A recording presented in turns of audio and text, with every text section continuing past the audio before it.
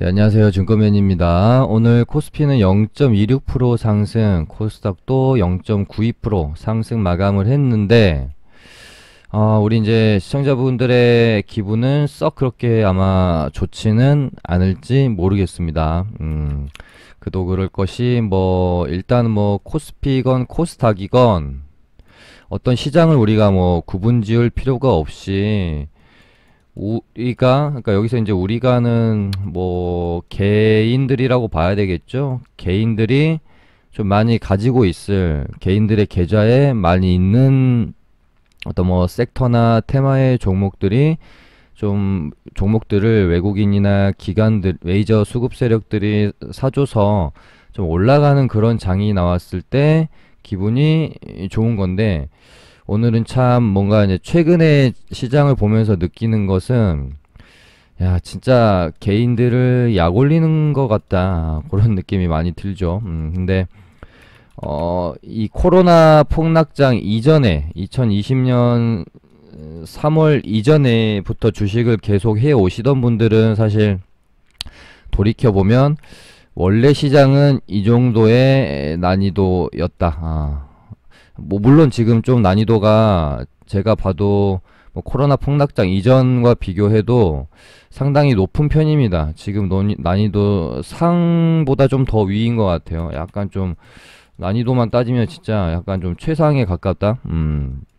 그만큼 조금 매매해서 수익 내기가 쉬운 시장은 아닌 장임은 분명하지만, 2020년 이제 코로나 폭락장 이후로 주식을 시작하신 분들은 야, 이게 뭔가 싶을 만큼 좀 많이 지금 힘드실 수도 있을 것 같은데, 원래 이랬다라는 점을 좀 알아두시면 좋을 것 같고, 원래 이제 옵션 만기일이나 내마녀의 날 같은 경우는 오늘처럼 변동성이 좀 심했어요.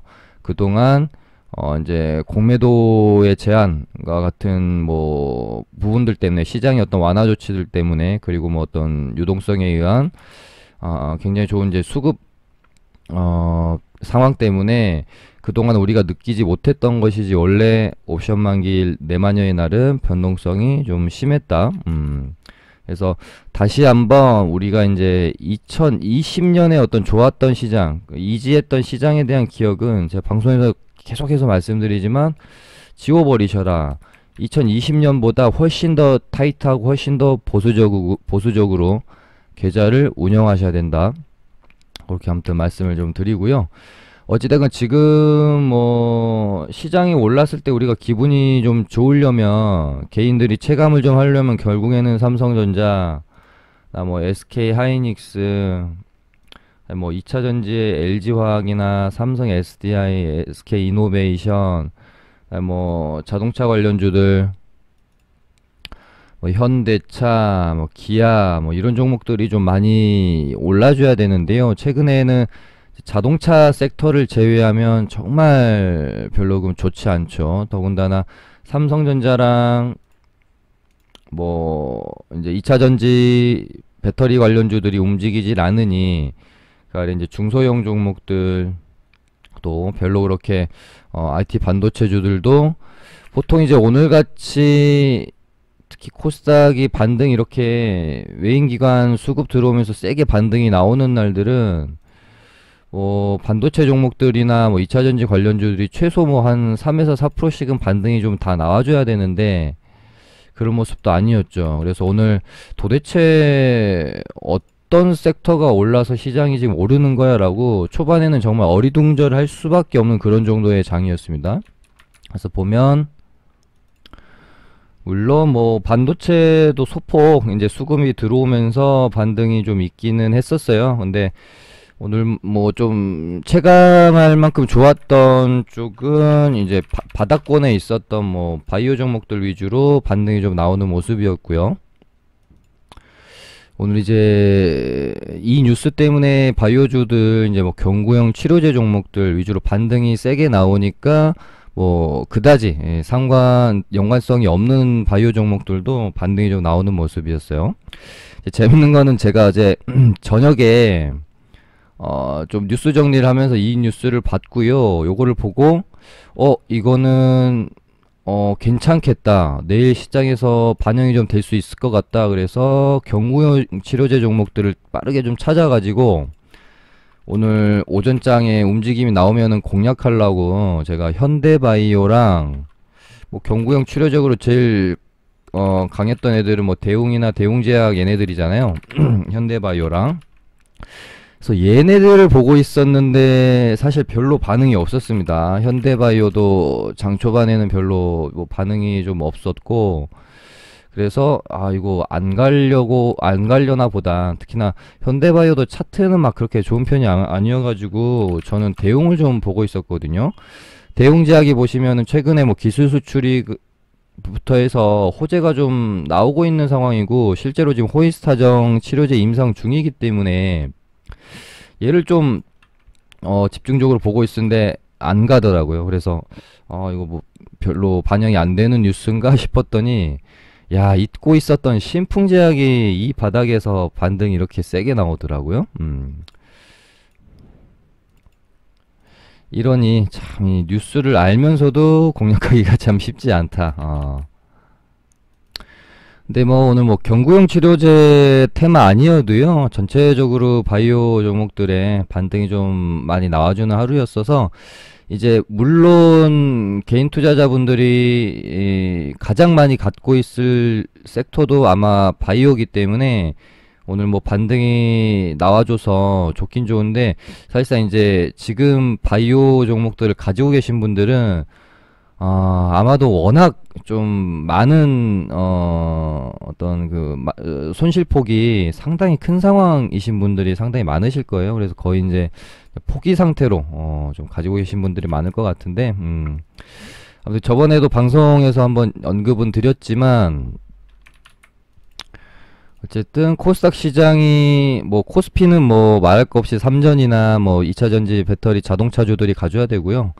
코스닥도 어쨌든 얘가 좀 이 안에서 진짜 매매하기 어려운 환경, 어려운 어떤 그 박스권 안에서 탈출해서 좀 시원한 모습을 좀 보여주려면 결국에는 바이오, 뭐 IT, 2차전지 배터리, 뭐 자동차 부품 요쪽이 좀 가져야 되거든요.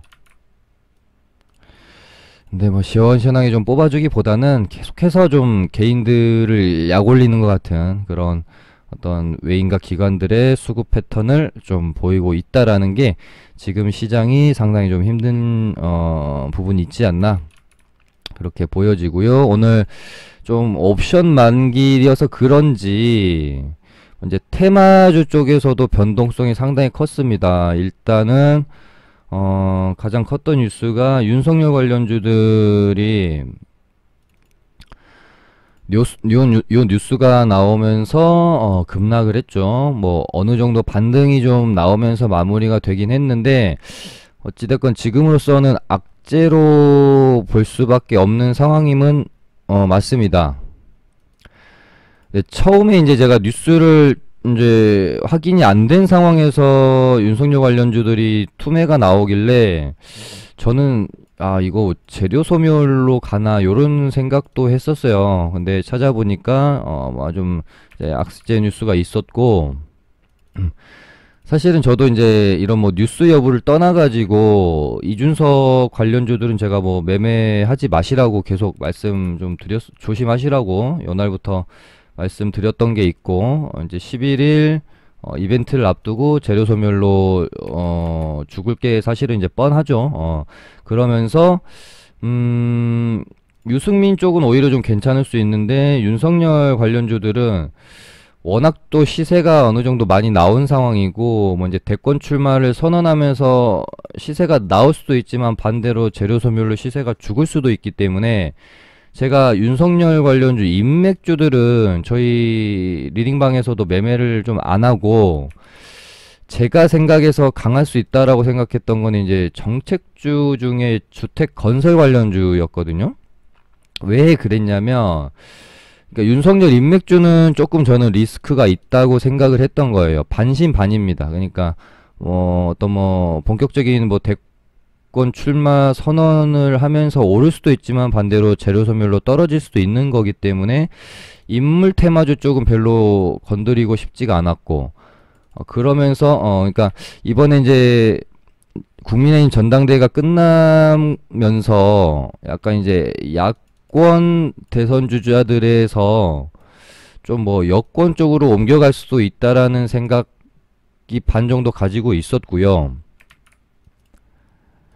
혹시 이제 이 타이밍에 윤석열 전 총장이 대권 출마 선언을 하면서 뭐 이제 혹시 인물 관련주들이 워낙 많이 올랐기 때문에 재료 소멸로 차익 실현이 나오고, 전통적으로 우리 이제 정치 테마주들 오래 하신 분들은 알지만 뭐 방송에서 제가 멘트 드렸지만 이제 인맥 관련주에서 정책 관련주들로 턴을 하게 되는 본격적인 어떤 그 수급의 변화가 일어나는 때가 있거든요.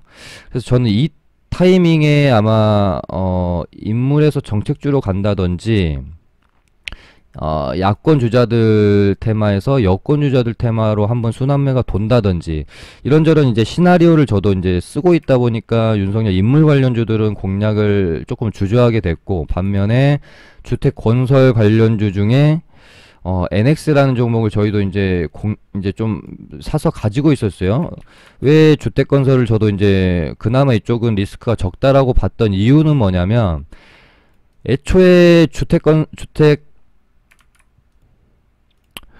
공급 확대 정책 관련해 가지고 시세를 낼 때는 얘네들이 사실상 이재명 정책주로 올리다가 그 다음에는 윤석열 정책주로 후반 시세를 또 냈단 말이죠.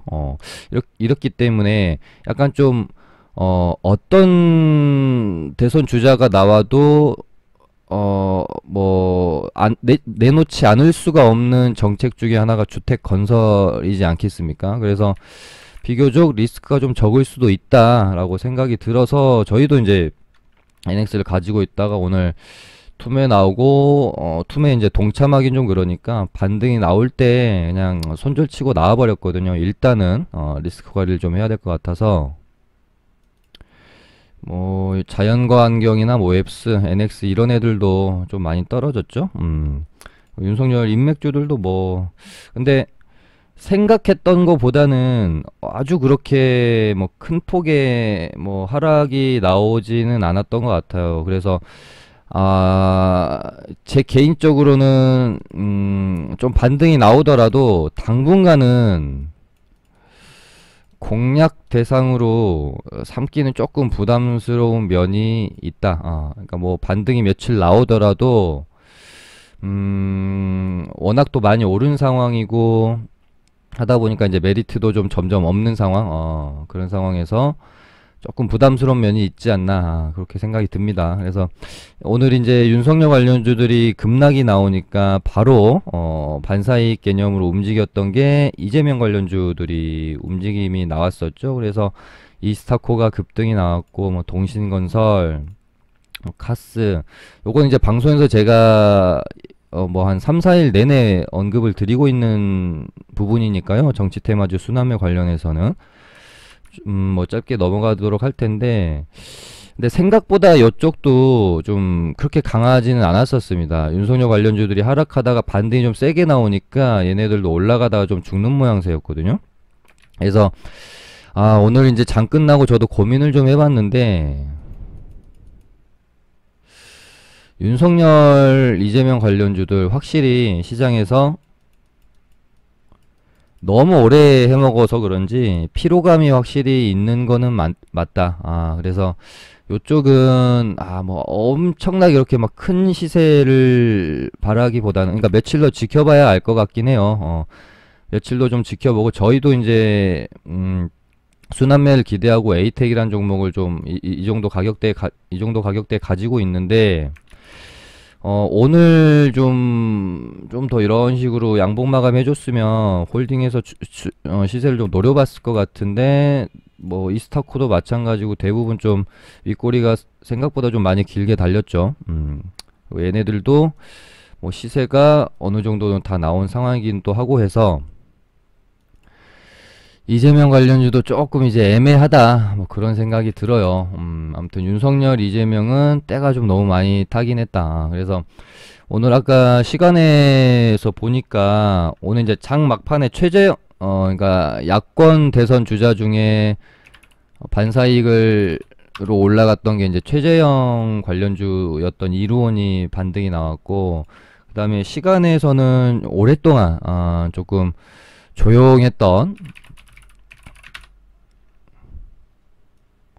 홍정욱 관련, 대표적으로 이제 홍정욱 관련주로 불리고 있는 디지털 조선이 시간에 상한가가 좀 나왔고요. 그 다음에 뭐 KNN이라는 종목도 유명하죠. 홍정욱 관련주로 한 4.5% 정도 상승이 나왔습니다. 대체적으로 이제 이런 애들은 좀 오랫동안 좀 쉬었기 때문에요. 시장에서 피로감이 좀 사라진 상황이다 보니까 이쪽으로 또 반응을 하고 있는 상황이네요. 그래서 지금 제 개인적인 전체적인 정치 테마주에 대한 평은 약간 뭐 약간 이제 그러니까 인맥 관련주에서 이제 슬슬 조금 이제 정책 관련주들로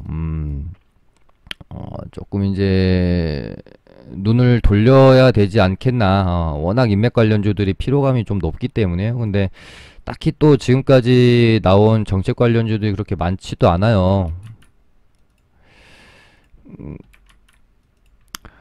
뭐 윤석열 일자리 관련주들 뭐 나왔고 이 주택 건설 관련주들 나온 정도 지금으로서는 그 정도밖에 없는데,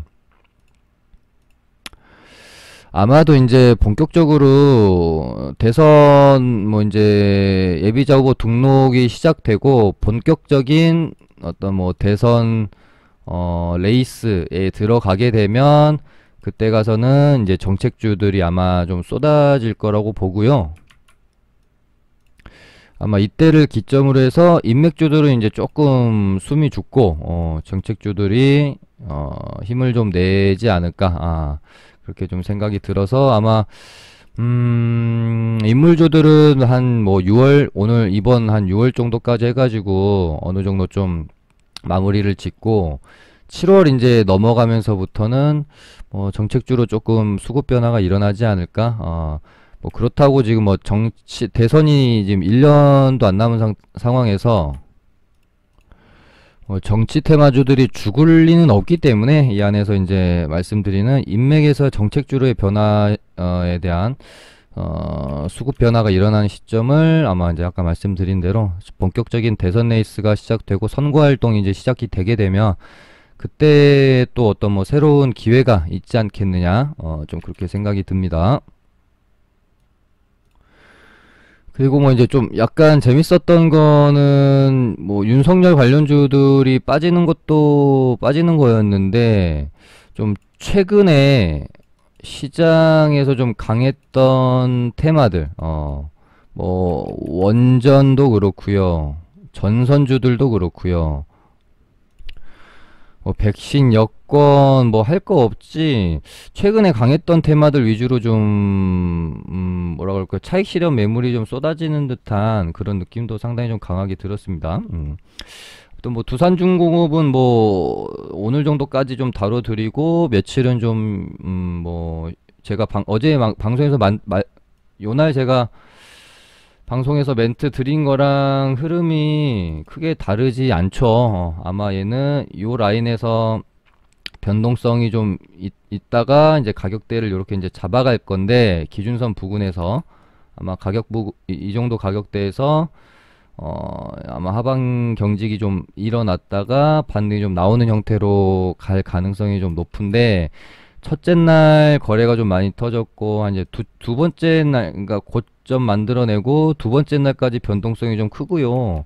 이제 셋째 날부터는 변동성이 확 줄어요. 그러면서 뭔가 좀 졸졸이 형태로 뭔가 반등이 시원하게 나오기보다는 좀 이제 힘을 많이 잃는 경우가 많으니까, 뭐 어제도 이제 그렇게 말씀드렸는데 오늘 일단은 좀 음봉이 좀 길게 좀 떨어졌고, 아무튼 뭐 요 구간 안에서 짧게 이제 뭐 하단 오면 매수, 상단 가면 뭐 이제 매도 전략으로 뭐 보실 분들은 보셔도 괜찮은 뭐 자리이긴 하지만 점점 변동성은 좀 줄어갈 거다. 그래서 요 기준선 부근에서 가격대가 좀 이렇게 이제 잡히고 나서 거래량이 아마 이런 식으로 급감하는 어떤 지점이 생길 거예요. 거래량은 급감하는데 가격은 더 이상 밀리지 않는 그런 날을 좀 기다렸다가 좀 매수 맥점으로 삼는 매매를 한번 해볼 수 있는 그런 거 같고, 그 다음에 뭐 대한전선도 마찬가지예요. 얘도 여기서 이제 11선 올라올 때까지 좀, 얘도 뭐 거의 제가 말씀드린 바랑 비슷하죠. 얘는 두산중공업이랑은 다르게 조금 더 하락이 나올 가능성이 좀 크다. 이렇게 큰 반등 없이. 그러니까 어제 반등이 뭐 어느 정도 나오긴 했지만 좀 짧죠. 11선 얘도 올라올 때까지 조금 이렇게 이제 졸졸이 형태로 떨어지다가 거래량 급감하는 어떤 매수 맥점이 나올 겁니다. 그때 한번 매매 포인트로 한번 삼아 보시면 될 것 같고, 뭐 원전 관련주도 거의 다 비슷한 자리들에 있어요. 일진파워도 기준선이랑 11선, 우리기술도 이제 기준선 여기 있고, 이렇게 이제 11선이 올라올 거기 때문에 뭐 지그재그 하다가 뭐 이렇게 가는 정도. 뭐 보성파워텍도 마찬가지고요. 그 다음에 좀 관심 종목으로 좀 볼만한 게 참 없습니다. 오늘 방송 저도 키면서 야, 뭐 관심 테마나 종목을 좀 뭐 드려야 되는데 눈에 들어오는 게 너무 좀 없어요. 그래서 이 옵션 만기를 기점으로 뭔가 좀 새로운 테마가 형성이 된다든지 좀 그렇게 좀 돼야 될 것 같은데, 지금 시장에서 별로 그렇게 눈에 띄는 이거 무조건 매매를 해야 되겠다라고 생각이 되어지는 뭐 강력한 테마나 이런 것들이 참 많이 부족하다 보니까 그런 것도 이제 트레이딩 해가지고 수익을 내기에 조금 뭐 녹록치 않은 것도 있는 것 같습니다. 그래서 티플렉스라는 종목을 제가 요날 이제 관심 종목으로 좀 드렸고, 제가 이제 뭐 미중 갈등 관련해서 히토류 테마주로서 좀 미국과 중국의 갈등 문제가 대두될 때마다 반등이 좀 나오던 앤데, 이제 이 가격대를 뚫어줄 가능성이 좀 높아 보인다고 요렇게 이제 깃발 형태 수렴의 형태로 설명을 한번 드렸었고, 이날 이제 어제 뚫어줬죠. 근데 이제 히토류 관련주 중에 얘만 좀 독보적으로 움직이고 다른 애들은 따라오는 느낌이 안 들어서 얘가 뭐 다른 혹시 재료가 있나 라고 좀 찾아봤더니, 얘가 히토류 말고도 조선 업황 개선에 대한 수혜주라고 합니다. 그래서 요 부분으로 지금 혹시 가는 건가 싶어요. 보시면 뭐 그냥 오를 때만 그러니까 티플렉스 오를 때 조금 반응은 하는데 별로 그렇게 같이 가는 느낌의 모양새가 아니잖아요. 동국 RNS도 그렇고 뭐 유니온도 그렇고, 오늘 이제 시간에서 뜨다 보니까는 같이 조금 반응을 하긴 하는데 시세가 막 티플렉스처럼 같이 이어지는 느낌은 아니기도 하고, 물론 이제 오늘 시간에서 갔던 거는 이제 이 뉴스가 있기는 해요. 그래서 반응이 좀 있었던 건데, 너무 이제 티플렉스 혼자만 가니까 제가 뭐 다른 뭐 재료가 있는지 한번 찾아본 거죠. 그래서 미중 갈등 테마로 봐도 차트나 뭐나 지금 괜찮고요. 방금 말씀드린 조선업황 개선에 대한 수혜주로도 지금 좀 꼽히고 있기 때문에 나쁘지 않은 것 같습니다. 종목 자체가 이렇게 보셔도 매물대가 하나도 없잖아요. 이제 위쪽으로. 그래서 한번 주목해 볼 필요가 있는 종목이다. 그래서 다른 거 뭐 후발주 뭐 이런 거 공략하지 마시고 얘만 뭐 히토류 관련주들은 얘만 공략을 하시는 게 좋을 것 같습니다. 그 다음에 뭐 얘도 어제 방송인가요? 엊그제 방송에서인가 한번 언급 드렸다는데, 시멘트 관련주고요. 고려시멘트 여기 요렇게 저항 만들어 놨던 부분을 이렇게 저항대를 놓고, 그러니까 이렇게 이 이제 꼬리 부분을 좀 빼고 최근에 이 차트만 놓고 보면 이렇게 이제 저항받던 4,000원이라는 가격대를 이렇게 이제 뚫고 좀 올라왔기 때문에 여기를 변곡점으로 보면 한번 이제 시세를 혹시 이제 한번 파동이 나올 수 있는 초입 구간으로 볼 수도 있을 것 같고, 좀 넓게 보면은 이 가격대가 좀 이제 저항대긴 합니다. 4천 한 400원 정도가 이렇게 저항대인데, 여기를 좀 뚫어주면은 뭐 시세가 좀 나올 수도 있을 것 같아서 보고 있는 그런 뭐 종목이고요. 그 다음에 현우산업은 요즘은 이제 좀 헷갈려요. 어제 드렸는지 엊그제 드렸는지 조금 기억이 가물가물하네요. 얘도 자동차 부품 관련주인데요. 좀 괜찮을 수 있다, 흐름이. 얘도 보시면 요렇게 저항대 한 7,000원 이라는 저항대를 놓고 스물스물 돌파를 시도하고 있는 모양새다. 그리고 최근에 그나마 뭐 대형주들 중에서도 좀 흐름이 괜찮은 게 자동차 섹터잖아요. 그래서 한번 보실 필요 있을 것 같다라고 들고요. 그 다음에 지금 메타버스 관련주 중에 뭐 삼성 스펙이랑 얘네는 같이 움직이는 느낌은 아닌 것 같아서 어쨌든 뭐 따로 말씀드리면 될 것 같고, 옵티시스랑 선익 시스템 정도가 공략을 해볼 만할 것 같은데, 얘네도 뭐 일단 언급은 드렸지만 선익 시스템은 이제 21선 여기 이제 눌림목 자리가 이제 곧 나와요. 여기서 이렇게 반등이 좀 나오는지 보시면 될 것 같고, 옵티시스는 이제 저희 리딩방에서도 일단은 요 가격대에서 가지고 있다가 오늘 오후장에 일단 절반만 익절을 좀 했어요. 그리고 내일 추가 상승이 좀 나올지 봐야 되겠는데, 어제랑 뭐 엊그제 방송에서 제가 말씀드리는 요 정도 타점에 접근하셨으면 상당히 좀 안정적으로 홀딩을 해볼 수 있는데, 오늘 이제 반등이 나와서 마감이 돼 버렸기 때문에 내일 공략하기에는 조금 부담스러운 면이 없지 않아 있긴 하겠습니다. 그러니까 제 방송 보시고 접근하셨던 분들, 어제나 뭐 엊그제 접근하셨던 분들은 뭐 이제 부담이 없는 가격인데, 이제 오늘 보고 내일 접근하려고 하면 조금 부담이 있을 수는 있겠습니다.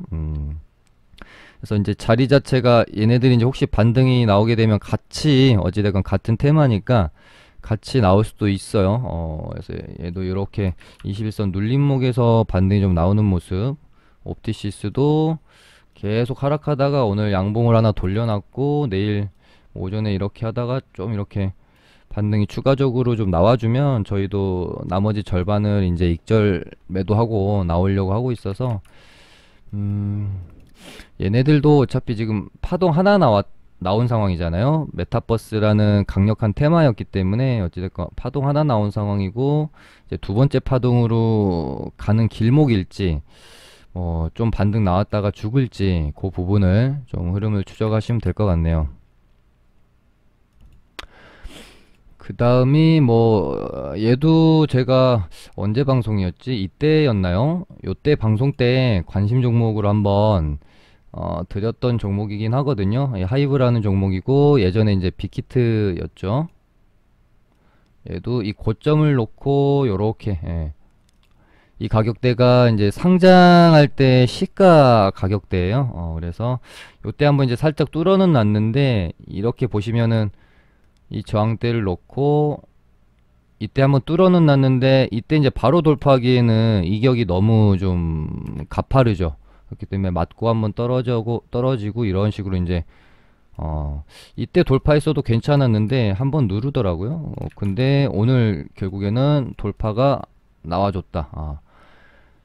그래서 일단 시가, 그러니까 상장할 때 이제 시가 가격대는 여러 차례 이제 돌파를 하면서 좀 안착하는 분위기로 가는 것 같고요. 이제 이 가격대를 돌파를 해주는지, 어쨌건 이 시가 위로 이 꼬리 요 가격대에서는 뭐 조금 이제 여기만 좀 저항을 뚫어내면 조금 움직임이 가벼울 수가 있으니까 이 종목도 저도 좀 보고 있는 그런 종목입니다.